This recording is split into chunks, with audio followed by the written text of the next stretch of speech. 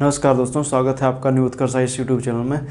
विश्व भूगोल की श्रृंखला को आगे बढ़ाते हुए आज हम एक नया वीडियो आपके सामने लेकर के आए हैं, जिसके अंतर्गत आज हम बात करने वाले हैं। हम अपने वायुमंडल के बारे में देखेंगे कि वायुमंडल की संरचना कैसे हुई है, वायुमंडल में कौन कौन सी लेयरिंग है, या हम ये कहें कि वायुमंडल में कौन कौन सी गैसें पाई जाती हैं, उनका संगठन कैसा है। इन सभी बातों को आज हम देखेंगे। मतलब अगर हम लेयरिंग की बात करें तो क्षोभ मंडल, समताप मंडल, मध्य मंडल, आयन मंडल, वायुमंडल की एक एक जो भी विशेषता है, उन सभी विशेषताओं को मैं आपके सामने संजो कर लेकर आया हूँ, जिसके बारे में आज हम उनके बारे में चर्चा करेंगे। सबसे पहले बात आती है कि हमारे वायुमंडल में गैसें कौन कौन सी हैं। तो वायुमंडल में गैसें बहुत सारी हैं लेकिन हमें उन गैसों को पढ़ना है जिनकी प्रधानता है। प्रधानता की मैं बात करूँ तो सबसे ज़्यादा पाई जाती है नाइट्रोजन, जो 78% है। यहाँ पर मैंने लिख दिया हुआ है नाइट्रोजन 78.03% है। उसके बाद ऑक्सीजन है जो 20.99% है इसका। मतलब ये पहले तो 21% थी, लेकिन जैसे जैसे ग्रीन हाउस गैसें बढ़ती चली गई हैं और पेड़ वगैरह कटते चले गए हैं, उसकी वजह से क्या हुआ है, ऑक्सीजन जो है वो कम होती चली जा रही है। तो पहले 21 था, थोड़ी सी कम हो गई है, 20.99 बची है। उसके बाद हम देखेंगे तो उसके बाद आर्गन का नंबर आता है। आर्गन है 0.93%। उसके बाद है कार्बन। कार्बन है 0.03% है। 0.03% क्या कार्बन है। कार्बन वैसे तो है कम, लेकिन अगर हम पूरी पृथ्वी की बात करें तो पृथ्वी पे कार्बन बहुत ज़्यादा है, लेकिन कार्बन डाइऑक्साइड की जो मात्रा हम देखेंगे, दरअसल कार्बन ना होकर कार्बन डाइऑक्साइड है, कार्बन डाइऑक्साइड। लेकिन पृथ्वी पर आप देखेंगे कार्बन बहुत ज़्यादा है। कार्बन की मैं बात करूँ तो पौधे जो भी हैं, पौधों के अंदर कार्बन, ग्लूकोज जानते हैं, ग्लूकोज की सर्वाधिक मात्रा आप देख रहे होंगे। तो ग्लूकोज भी बना किससे, कार्बन में। उसका क्या है, उसका कार्बन, सीधी बात है, कार्बन से मिलकर के क्या ग्लूकोज बना है। और आप देखेंगे कि तो हमारा जो समंदर है, समंदर के नीचे की गहराइयों में आप देखें, या कहें कि पृथ्वी की गहराई में हम जैसे जाते हैं तो खनिज तेल वगैरह ये सब कार्बन ही हैं।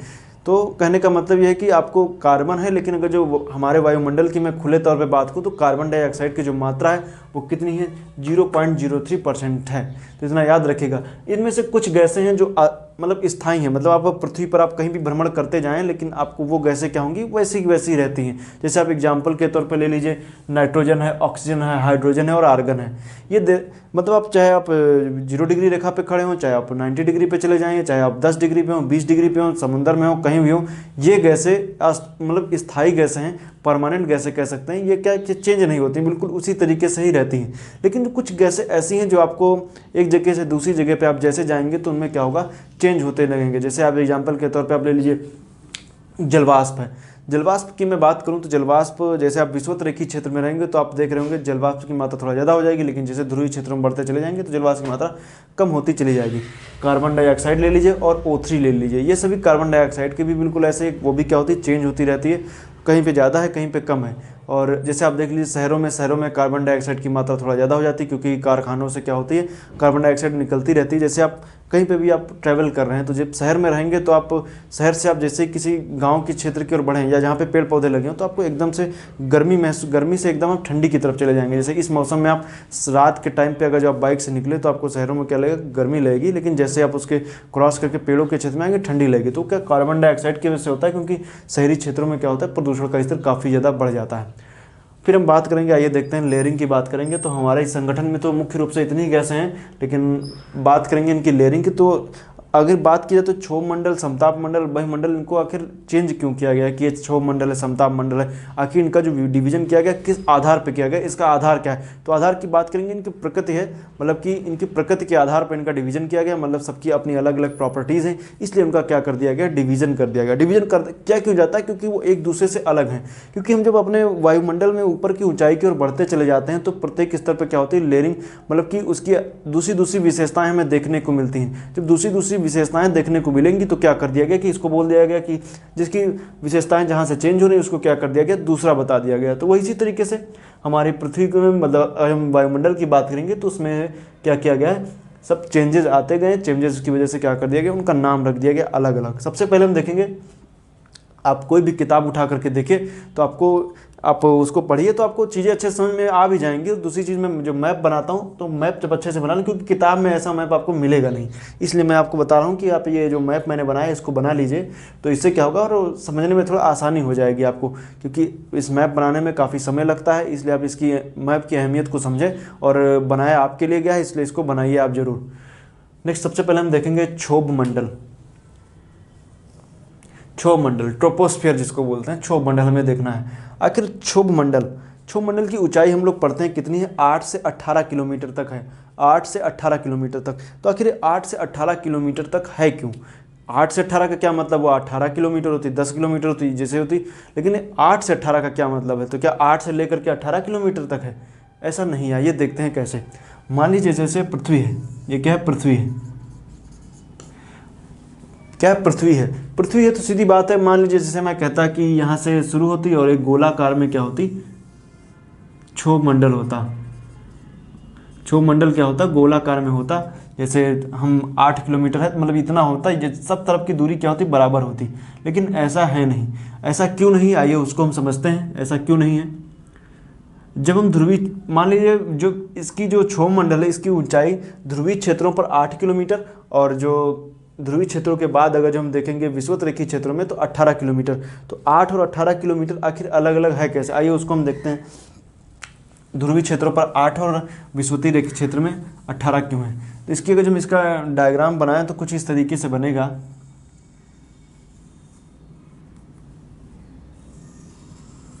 मतलब कि ध्रुवीय क्षेत्रों में तो पतली हो जाती, लेकिन बाकी यहाँ पे 18 किलोमीटर, ये 8 किलोमीटर। जब मैं मानसून पढ़ा रहा था तब मैंने बताया था कि जब कोई हवा जो होती है वो गर्म होती है, तो गर्म होकर के क्या होती है, ऊपर की ओर उठती है। तो विषुवतरेखीय क्षेत्रों में क्या होता है, जब हवा की गर्मी तेज़ी से बढ़ने लगती है, जब हवा गर्म होती है तो गर्म चीज़ क्या होती है, ऊपर की ओर उठना शुरू कर देती है। जब ऊपर की ओर उठना शुरू कर देती है तो उससे क्या होगा कि उसकी जो लेयरिंग होती है काफ़ी ऊँचे तक चली जाती है। लेकिन दरअसल इसके ठीक उलट ध्रुवीय क्षेत्रों में इसका ठीक उल्टा होता है। ध्रुवीय क्षेत्रों में हवा नीचे की ओर बैठती है, क्योंकि जो हवा ठंडी होती है वो भारी होती है, जो भारी होगी वो क्या होगी, नीचे की ओर बैठती है। तो ध्रुवीय क्षेत्रों में जब हवा नीचे की ओर बैठती है तो जितनी भी गैसें यहाँ पर है ये चौड़ी में काफ़ी ज़्यादा हो जाती हैं, क्योंकि वो क्या हुई, जब हवा गर्म हुई तो हल्की हुई तो ऊपर की ओर उठना शुरू हुई। जब ऊपर की ओर उठना शुरू हुई तो जो क्षोभ मंडल की प्रॉपर्टीज़ की जो हवा की थी वो क्या होगी, काफ़ी चौड़ी हो गई। पहले वो हवा के दाब की वजह से इतनी थी, लेकिन जब गर्म होगी तो क्या होगी, काफ़ी चौड़ी हुई, मतलब ऊंचाई तक उठ जाएगी, तो उसकी दायरा क्या होगा, बढ़ जाएगा। तो 18 किलोमीटर तक हो जाता है, करीब दुगने पहुंच जाता है, 8 से 18, मतलब 8 ध्रुवीय क्षेत्रों में और 18 विषुवतीय क्षेत्रों में हो जाता है। तो समझ में आया होगा आपको, क्योंकि होता यह है कि जब हवा गर्म होती है तो गर्म होकर के क्या होती है, ऊपर की ओर उठना शुरू करती है। गर्म होगी तो हल्की होगी तो ऊपर की ओर उठना शुरू करेगी। मान लीजिए गुब्बारा लीजिए, बलून, उसमें कोई हल्की गैस भरी है तो हवा क्या होती है, वो ऊपर की ओर उठना शुरू कर देता है। क्या होगा, ऊपर की ओर उठना शुरू कर। बिल्कुल उसी तरीके से ही ये भी है कि जब एक गर्म होती तो ऊपर की ओर उठना शुरू कर देती है, जब ऊपर की ओर उठना शुरू कर देगी तो सीधी बात है उसकी लेयरिंग क्या होगी, बढ़ जाएगी। और ध्रुवीय क्षेत्रों में क्या होता है, हवा मतलब कि कैसे ठंडी होती है, और ठंडी हवा क्या होती है, भारी होती है। आप वायुदाब की पेटियों के मैंने ऊपर एक वीडियो बनाया था विश्व भूगोल में, इसी प्लेलिस्ट में, वर्ल्ड ज्योग्राफी की प्लेलिस्ट में आपको मिल जाएगा, आप उसको देखेगा। तो उसमें मैंने इसके बारे में विस्तृत रूप से बताया है। तो क्या होगा, 8 किलोमीटर यहाँ पे, 18 किलोमीटर तक यहाँ पे। तो समझ में आ गया होगा कि ये पृथ्वी के बिल्कुल सापेक्ष है, कहें कि बिल्कुल उसके गोलाकार में मंडल नहीं पाया जाता। ये क्या, काफ़ी ध्रुवीय क्षेत्रों में 18, ध्रुवीय क्षेत्रों में 8 और विषुवतीय क्षेत्रों में 18 किलोमीटर तक है। ये चीज़ याद रखिए। आइए उसके बाद हम देखते हैं, और जितनी भी मौसमी क्रियाएं हों, बादल बनना, जितनी भी सब कुछ होता है, सब कुछ क्षोभ मंडल में ही होता है। क्षोभ मंडल अब बारिश से लेकर के बादल बनना, कोहरा, कुहासा, सब कुछ है वो सब यहीं पे होता है। तो इसकी ऊंचाई कहाँ से शुरू होती है, ऊंचाई क्या होती है, बिल्कुल ज़मीनी स्तर से शुरू होती है। ज़मीनी स्तर से क्या होती है, 18 किलोमीटर तक चली जाती है। तो मतलब कहने का मतलब इस समय हम कहाँ खड़े हैं, क्षोभ मंडल में ही खड़े हैं। मतलब कहने का मतलब है, हाँ, पैरों से ले करके बस यहीं से क्षोभ मंडल की ही शुरुआत है, तो हम कहाँ, क्षोभ मंडल में। आइए देखते हैं समताप मंडल। समताप, दरअसल एक चीज़ और याद रखिएगा, क्षोभ मंडल के बाद मैंने बताया है, क्षोभ मंडल के जो एक सीमा होती है जिसको हम बोलते हैं ट्रोपोपाज या क्षोभ सीमा बोलते हैं। जब दरअसल होता क्या है कि इसकी बाउंड्री लाइन जो होती है क्षोभ मंडल की, उसी को बोला गया क्षोभ मंडल, और समताप मंडल के जो बीच की रेखा है उसी को बोला जाता है ट्रोपोपाज। ट्रोपोपाज या क्षोभ सीमा कहते हैं। जो जेट स्ट्रीम धाराएं जो ऊपर की ओर उठती हैं, कन्वेक्शन करंट, वो क्या होती है, इसी क्षोभ सीमा से ही क्या होती है, नीचे की ओर बैठती हैं, इसके ऊपर नहीं जा पाती हैं। और दूसरी बात यह है कि क्षोभ मंडल में जितना हम ऊंचाई के साथ जाते हैं, टेम्परेचर क्या होता है, 165 मीटर पे 1 डिग्री सेंटीग्रेड क्या होता है, घट जाता है। आखिर घटता क्यों, उसको हम देखते हैं। ये मैंने वैसे ग्रीन हाउस इफेक्ट मैंने इसके बारे में बताया था, लेकिन एक बार दोबारा देख लीजिए, इसको हम देखते हैं आखिर घटता क्यों है। ये अपने पर क्या होता है कि 1 डिग्री सेंटीग्रेड जो टेम्परेचर घटता है वो घटता क्यों, उसको हम देखते हैं। तो मान लीजिए जैसे ये क्या है, ये सन है और ये क्या है, अर्थ है, मतलब पृथ्वी है। तो यहाँ से जो सूरज से किरणें आती हैं वो क्या होती हैं, शॉर्ट वेव्स होती हैं, शॉर्ट वेव्स।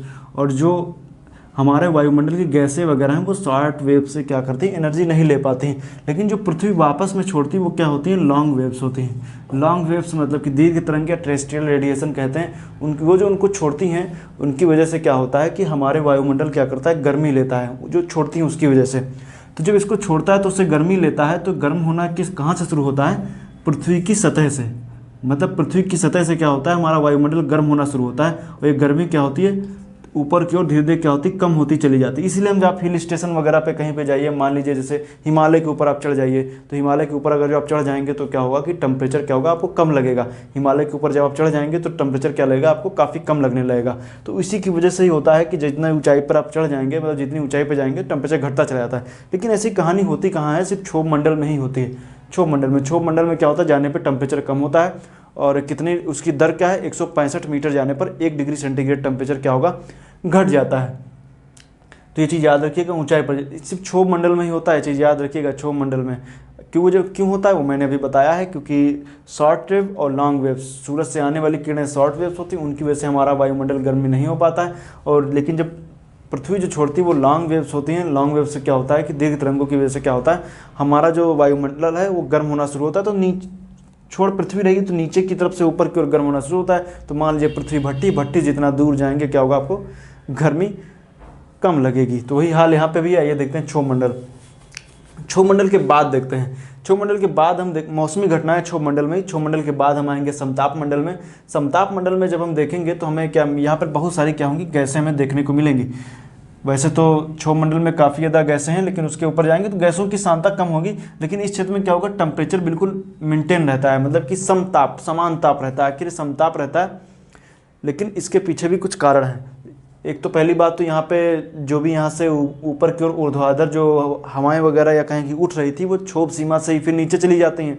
तो यहाँ पे क्या होता है, टेम्परेचर बिल्कुल समताप बना रहता है, और यहाँ पे किसी भी तरीके की कोई हवाएं वगैरह नहीं चलती।